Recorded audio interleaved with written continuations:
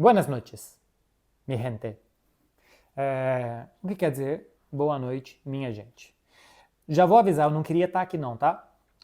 Não queria estar fazendo esse vídeo, porque eu queria fazer um café com Beckler nessa segunda-feira, com Euro e Copa América, mas acho que ia ficar muito grande e talvez eu ia me perder nos raciocínios, porque tem bastante coisa que eu quero falar sobre a Euro e acho que terá bastante coisa que eu vou querer falar sobre Copa América também, então decidi dividir por capítulos. Então, se você vai assistir os dois, pode dar like nos dois, pode se inscrever no canal, pode deixar algum comentário aqui para ajudar, porque eu gosto, é de graça aqui e me ajuda bem. Vamos lá, gente, seguinte. A Espanha vence com toda justiça a Euro e o jogo. É uma campanha com 7 vitórias em 7 jogos. Afinal, a Espanha merecia ganhar. O primeiro tempo, eu vou passar um pouco pelo jogo. Primeiro tempo, combate anulado, né? A Espanha queria atacar sem tanta agressividade para não se expor, uma perda de bola, sem tantas ultrapassagens, sem ocupar tanto o campo na Inglaterra, sem forçar tantas jogadas, e a Inglaterra queria se defender sem agredir tanto a Espanha. Por exemplo, não pressionou na altura que pressionou Países Baixos no primeiro tempo, né? Pressionou muito mais baixo, esperou muito mais, queria roubar a bola no seu campo para se defender melhor, para evitar situações de 1 contra 1 de Lamine Yamal e de Nick Williams, porque a Espanha poderia sair bem dessa marcação-pressão se não tivesse bem encaixado. Enfim, um queria medir a temperatura do outro. Combate anulado no primeiro tempo. A única coisa de relevante que tem no primeiro tempo é a lesão do Rodri. Isso poderia fazer com que a Espanha sentisse muito na segunda etapa. Acho que não sentiu, porque o gol saiu cedo. Então, com o gol saindo cedo, não pegou uma Inglaterra tão fechada que o Rodrigo ia ser muito importante para achar espaços, para determinar o tempo do jogo. O Zubimendi, que quem me acompanha aqui sabe que eu passei o ano inteiro falando da qualidade que ele tem, o tanto que ele poderia ser importante para um clube como o Barcelona. O Zubimendi foi bem também dando sustentação para a defesa, mas para o tipo de jogo que se ofereceu depois de um gol com 1 minuto de segundo tempo, não fazia tanta falta o Rodrigo. Claro que era melhor que ele tivesse do que não estivesse, mas o estilo de jogo já favorecia a um jogador mais físico, de defesa, de segurar, de ganhar rebote, de ganhar bola aérea e de ligar com velocidade os jogadores para a Espanha continuar atacando. Depois do gol tem um caminhão de chances perdidas pela Espanha, 2 com Lamine, uma com Morata, uma com Dani Olmo, belo gol do Cole Palmer e depois o Mikel Oyarzabal faz o 2-1. Eu vou falar daqui a pouco mais sobre os gols e eu acho que tem tanto no jogo como na construção da Espanha uma metáfora, uma poesia bonita e legal de ser explorada. A Espanha ganhou 7 jogos, é a primeira vez que isso acontece. A França já tinha sido campeã com 100% de aproveitamento, mas eram 5 partidas na década de 80. Para ser campeã, a Espanha teve que passar por todas as campeãs mundiais europeias, Itália, Alemanha, França e Inglaterra. Só sobra ela própria, a Espanha, né, que foi campeã. Passou ainda por uma semifinalista da última Copa do Mundo, a Croácia, e beleza, pegou Geórgia e Albânia, 2 seleções mais frágeis, mas pegou as camisas mais pesadas da Europa, tirou a Alemanha em casa, numa prorrogação, tirou a atual vice-campeã do mundo, a França, enfim. A Espanha venceu, jogando melhor que seus oponentes todos os jogos. Alguns momentos a Alemanha foi melhor no jogo, mas no geral a Espanha foi melhor. Os primeiros 10, 15 minutos a França foi melhor, no geral a Espanha foi melhor. Cara, a Espanha foi melhor do que todo mundo quase o tempo todo. Se você for colocar que a Espanha foi dominada, que ela esteve nas cordas, que ela parecia não ter o controle do que estava acontecendo dentro de campo, não dá 45 minutos em toda a Euro. Jogou muito bem. E aqui eu vou começar a entrar em um pouco mais de coisas pensando extra, tá? Eu acho que o fato de ter um estilo de jogo muito desenvolvido, consolidado, muito marcado, e que a... Ó, buzinaço aqui, já falo sobre isso também. O fato da Espanha ter apostado por um estilo de jogo há mais de 15 anos e ter mantido esse estilo de jogo, nas boas e nas más, né?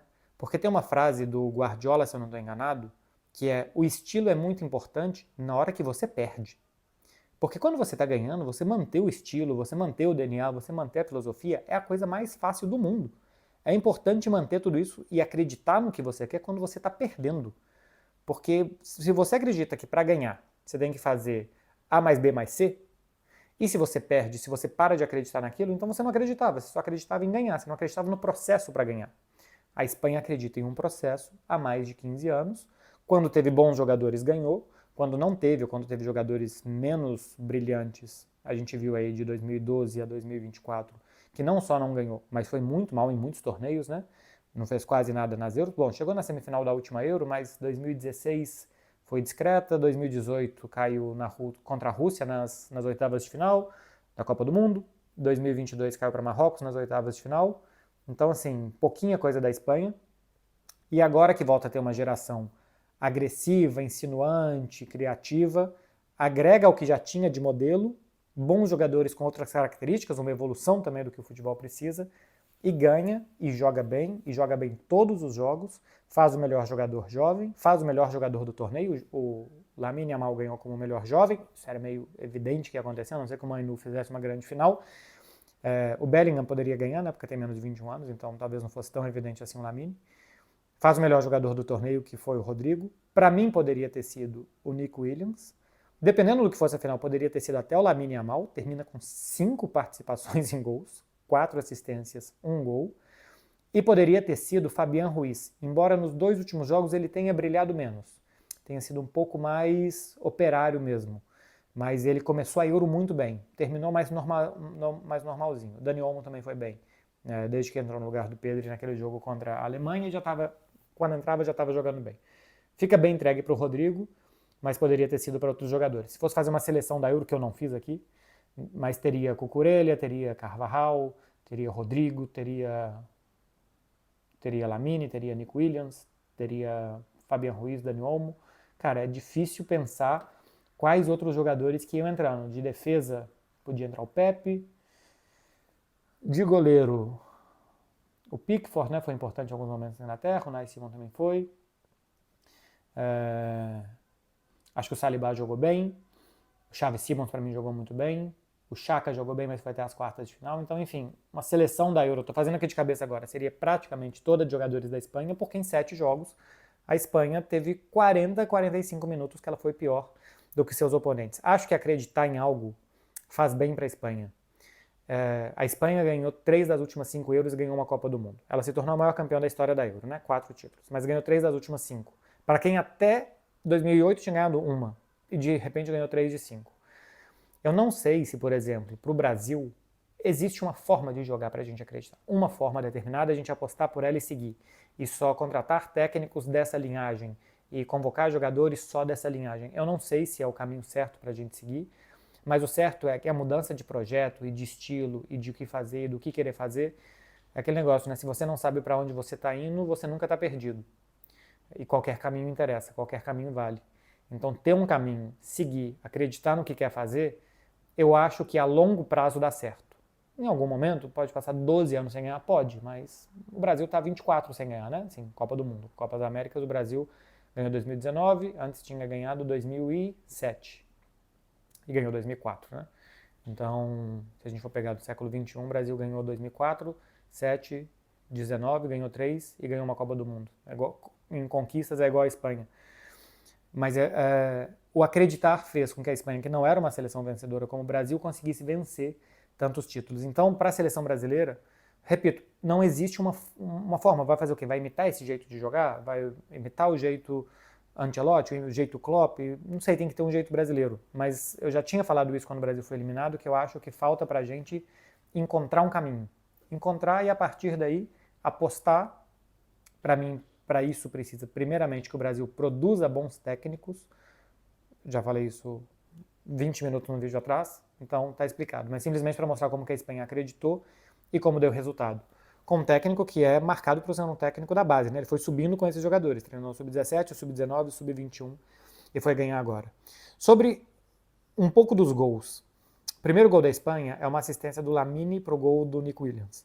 O Lamine já tem um número de assistências que o Iniesta tem, em histórias de Euro, 4. Tem uma porrada de jogador com 4, entre eles o Iniesta. O maior assistente é o Cristiano Ronaldo com 8 e tem um outro jogador que eu não me lembro empatado com ele com 8. Ou seja, o Lamine Yamal já está a 4 assistências de se tornar o maior assistente da história da Euro. E ele tem 17 anos, né? Ele pode jogar com 21, 25, 29, 33, vamos imaginar. Ele é um jogador que vai se manter estável, que não vai se machucar. Ele pode ter mais 4 Euros para passar esse número do Cristiano Ronaldo. Precisaria de uma assistência basicamente por Euro para conseguir. O número dele é muito alto, 4 assistências em só uma Euro. Mas a finalização dele, e o que é uma coisa que eu já falei também, que é um jogador que o normal de um jogador de 16, 17 anos é que a finalização é a última coisa a desabrochar, a evoluir no jogador. Teve duas chances muito parecidas, ou o chute sai muito óbvio e fraco, como é a primeira, que o Pickford consegue fazer a defesa, ou ele sai mal colocado, que sai um pouco mais potente, mas sai mal colocado, como é a segunda, que sai mais no meio do gol. Um jogador que é atrevido, que está lá e que assim, tem criatividade, tem drible, tem visão de jogo, sabe fazer as coisas, é muito especial, que consiga fazer essas coisas com 17 anos e um dia, né, de vida, que ele consiga fazer tudo isso. E eu estou simplesmente pontuando que é o normal, né, porque outro dia eu falei do Estevão, que já está dando essa sensação constante de quando cai na perna esquerda que vai ser gol. O Lamine ainda não me dá essa sensação toda hora de que vai ser gol. Ele terminou a temporada com 10 gols. 3 pela Espanha, 7 pelo Barça. 10 é um muito bom número. Mas ainda não dá essa sensação de toda hora, quando ele vai colocar na esquerda, é muito óbvio que vai ser esse chute em arco e nem sempre ele consegue. Às vezes é óbvio, é tão bem colocado que o goleiro não pega e nem sempre dá para... e nem sempre ele consegue direcionar tão bem. O Nico Williams, com 22 anos completados essa semana também, termina com 2 gols e uma assistência. Para mim, uma constante sensação de perigo. Você nunca sabe para que lado que ele vai sair. Explosivo, espaço curto, em espaço longo. Fez gol de perna esquerda agora. Um jogador que nessa Euro mostrou para todo mundo a evolução que a gente já viu a temporada que ele fez no Atlético de Bilbao. E o gol do título sai do Mikel Oyarzabal. A Real Sociedad ofereceu muitos jogadores para o time campeão da Euro. Cara, Lenormand, Zubimendi, Merino, Oyarzabal, 4. Alex Remiro, né, o terceiro goleiro, 5. São 6, eu estou me esquecendo de alguém. Deixa eu pegar aqui porque eu estava conversando hoje com um amigo meu sobre isso. Plantel da Espanha. Vamos ver. Mikel Oyarzabal, 1. Fabian Zubimendi, Merino, Lenormand e Alex Remiro, 5 da Real Sociedad. A gente tem do Atlético de Bilbao, Unai Simon, Vivian, Nico Williams, 3. E tem teve jogador do Villarreal, como é o caso do Baena. Tem jogador que joga fora, né? Davi Raya, Cucurella, Dani Olmo, Rodrigo. Dos titulares, um do Barcelona e um do Real Madrid. Lamine Yamal e o Carvajal. Eram 4 do Barcelona, né? Porque tinha Pedri, Ferran e Firmin. Tinha mais gente do Real Madrid, ainda tinha o Nacho, né? Como 2 do Real, e mais o Rossello, 3 do Real Madrid. Muita gente formada no Barça, Dani Olmo formado no Barcelona, o Cucurella formado no Barcelona, o Morata formado no Real Madrid. Então, assim, Barcelona e Real Madrid forneceram, mas foi uma Espanha mais multiclubes. 6 titulares atuam em La Liga, né? Que começaram a final como titular e que não são de La Liga. É o Laporte, o Cucurella, Rodrigo, Fabian Ruiz e Dani Olmo. 5. Os outros 6 atuam em La Liga. Então foi uma Espanha mais multiclubes, o que foi muito bom para ajudar a unir o país. A Espanha passou por um período de muitos jogadores do Barcelona e também alguns do Real Madrid, a de 2008, 2012, até a de 2008, mas mais a de 2010 e a de 2012. E depois disso a gente teve um período de uma Espanha muito dividida entre Sérgio Ramos e Piqué. Não que internamente os caras brigassem e tal, mas para as torcidas. Eu acho que isso atrapalhou o ambiente, porque tinha uma galera que endeusava o Sérgio Ramos e que por isso odiava o Piqué. Tinha uma galera que adorava o Piqué e por isso odiava o Sérgio Ramos. E com todas as questões sociais da sociedade, todas as questões sociais do povo espanhol, de independentistas para cá, de centro da Espanha para lá, e pipipipopopó. Pipipipopopó, só para encurtar, tá? Isso é muito importante, você sabe a importância que eu dou para esses temas, mas só para encurtar aqui. Tudo isso fazia que fosse uma seleção sempre muito dividida, e essa achei ela mais unida. Seleção de jovens alegres, irreverentes, felizes. O fato do primeiro gol, por exemplo, o passe do Lamine para o Nico Williams, que tenha sido 2 negros, um filho de marroquino, outro filho de ganeses, e que esses jogadores, a questão de imigrantes hoje é uma questão muito importante em toda a Europa e também na Espanha, que 2 filhos de imigrantes tenham feito uma Euro tão boa, também acho que pode ajudar a tirar um pouco o peso que essas pessoas carregam e o julgamento que recebem, né, de racismo e de xenofobia por parte da sociedade aqui, em todo lugar da Europa. Então, acho que tem um pouco de poesia nisso também. E do lado da Inglaterra, cara, uma decepção muito grande, quase em toda a Euro, jogou bem contra Países Baixos, jogou bem a semifinal, poucas vezes, em nenhum momento quase, jogou o que esse time pode jogar. Esse grupo de bons jogadores da Inglaterra individualmente pode jogar muito melhor do que jogou. Alguns jogadores estiveram muito abaixo, por exemplo, para jogar o que a Inglaterra quer, o Harry Kane realmente é um jogador que talvez não seja tão útil assim, porque o Harry Kane sai da área, ajuda a armar, você tem que ter outro jogador que entra na área. A Inglaterra não tem esses mecanismos bem feitos. O Bellingham também teve alguns espasmos bons nos jogos, alguns momentos, alguns brilharecos, mas não foi um jogador constante e determinante. A mesma coisa o Phil Foden, o Saka um pouco mais, e o Cole Palmer, quando entrou, em muitos momentos foi bem. O Palmer pode ser um problema para o Estevão daqui a pouco. O Palmer é muito bom, é jovem, joga na mesma posição do Estevão, que daqui a um ano deve estar chegando para o Chelsea. Não sei se o Estevão vai atropelar ele. O que todo mundo fala é que o Palmer é muito bom, participou de 40 gols pelo Chelsea, acho que 25 gols, 15 assistências, mas que o Estevão é melhor ainda. Mas o fato é que o Chelsea vai ter dois jogadores muito jovens para a mesma posição. Eu sei que o Palmer pode jogar centralizado, pode jogar como meia mais central, mas tudo que eu vi de bom dele é mais pela direita, puxando para a perna esquerda, exatamente com as mesmas características do Estevão. É um papo mais para frente, mas essa temporada, que começa daqui a pouco, daqui a um mês, a gente já vai começar a ver, se o Palmer for muito bem de novo, que o Estevão pode ter problema quando chegar. Ou pode atropelar, pode ser tão bom que vai chegar atropelando, e isso pode acontecer, né? Jogadores atropelam outros.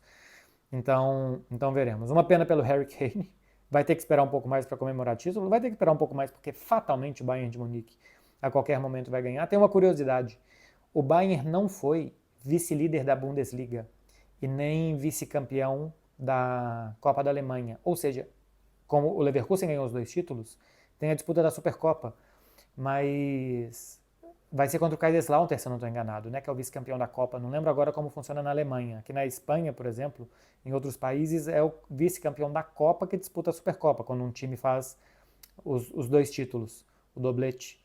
Na Alemanha, se for o vice-campeão do campeonato alemão é Stuttgart, e se for o vice-campeão da Copa é o Kaiserslautern. O fato é que o Harry Kane não tem uma chance de ganhar um título daqui a um mês, da Supercopa, vai ter que esperar mais um ano para ganhar um título. Vai ter que esperar até o final da próxima temporada, e se ganhar, né? Daqui a pouco a gente vai começar a falar aqui do que pode ser o Bayern, que está se reforçando muito, e o Leverkusen, que fez uma boa temporada passada, uma excelente temporada passada, e que vai tentar manter. Mas enfim, é uma pena pelo Harry Kane, mas que esse time da Inglaterra é tão tosco coletivamente que precisa de menos requinte do que ele tem. Colocar Watkins e Ivan Toney na área pode ajudar mais esse time do que um jogador mais refinado como o Harry Kane, que precisa de mais contextos, de mais preparação, de mais coisas para que ele possa brilhar o tanto que ele pode. Ele até pode ser um jogador de área também, mas se o time for um time mais complexo, com mais elementos, ele vai te entregar muito mais do que simplesmente um atacante de área. E aí, aos 60 minutos, ele pode estar cansado, entrar um outro e acabar dando certo. O gol da Inglaterra, eu falei tudo isso, que a Inglaterra é um time mal construído, mas o gol da Inglaterra é um gol muito bem pensado. O Cucurella sai para dividir uma bola no meio, que não era nem bola para ele saltar naquele momento, para uma disputa ali. Uma dividida, acaba sobrando e o ataque é em cima dele, do lado dele. O Laporte tem que sair para cobrir. O Bellingham entende muito bem que um zagueiro saiu da área e entra no espaço do Laporte, que o Cucurella está chegando para cobrir. E nessa da Espanha está meio desorganizada, é se afundar na área, o passe do Bellingham para o Cole Palmer da entrada da área fazer 1-1. Então é um gol disso, de que a Inglaterra tinha momentecos de brilho, brilharecos, e nisso conseguiu empatar. E foi quase isso, né? Depois, na desesperada, aos 44 do segundo tempo, um escanteio, um bate-rebate, que a bola quase entrou. Tirando isso, nada da Inglaterra em toda a final. O plano era segurar, sobreviver e, quem sabe, contra-atacar. Quase deu certo, porque foi isso que ela fez. Segurou, sobreviveu e contra-atacou e quase deu certo. Mas muito pouco da Inglaterra. Não sei se o Southgate vai continuar ou não. Tomara que não. Assim, pensando, beleza, assim, vamos imaginar, eu já falei com vocês, eu não torço para nenhuma seleção, né? Queria torcer pelo Brasil e não consigo. Não consigo. Há 20 anos não consigo torcer para a seleção brasileira, desde 2006. Mas vamos imaginar que eu torça para uma seleção. Então é melhor que a Inglaterra esteja mal. Mas como eu não torço, como eu simplesmente quero ver as boas seleções jogando bem, porque eu gosto de ver futebol, tomara que o Southgate saia e que venha um técnico que consiga dar a esses bons jogadores melhores ferramentas para eles jogarem bem. Tudo bem que está competindo. Chegou em semifinal de Copa, chegou em quartas de final de Copa, duas finais de Euro, tudo bem que está competindo. Mas para essa geração já é pouco. Alguma coisa já poderia ter vencido. Ou poderia já ter competido melhor. Ou poderia pelo menos ter alegrado o seu torcedor. A Espanha, se hoje não vencesse, ia ser uma grande frustração. Nesse momento os espanhóis não estariam felizes, mas com o tempo eles iam entender que a caminhada foi boa. Né? No final das contas, só um pode ganhar. Mas você pode chegar à final com dois times jogando bem. Que um vai ganhar e vai ser campeão, e a galera vai ficar muito contente, que a outra pessoa vai falar, pô, não ganhamos, mas você lembra aquele grande jogo que a gente fez, aquele dia que o cara jogou pra caramba e tal? A Inglaterra não tem nem isso, não sobra nada. Esse time da Inglaterra, se não ganha, não sobra nada. Se a Espanha não tivesse vencido, sobrariam as sensações depois. Pode ser pouco, pode ser menor? Pode, mas, cara, no final das contas, os torcedores da Espanha se divertiram por 7 dias na Euro. Todos os dias que a Espanha jogou, eles se divertiram. Os da Inglaterra, não. Não é só sobre o resultado final, né? Processo e se você se diverte ou não, vale muito também. É isso, meu povo, da final da Euro. Eu volto amanhã um café com o Beckler para falar da final entre Argentina e Colômbia e alguma coisa também mais sobre futebol brasileiro. Assistir Cruzeiro e Red Bull Bragantino, vou ver se eu falo do Alan Ruschel com o torcedor do Internacional, enfim. O café de amanhã vai trazer Copa América e mais algum tema. Um beijo para vocês, gente. Muito boa noite, boa semana para todo mundo, cheia de juízo, porque vocês não são Lamine Yamal, que estão saindo milionários de férias aos 17 anos, campeões e aproveitando a vida. Vocês não são ele. Então amanhã é um dia duro para todo mundo. Beijo, gente. Se chegou até aqui, deixa o like para me ajudar. E se inscreve também para não perder os próximos. Valeu.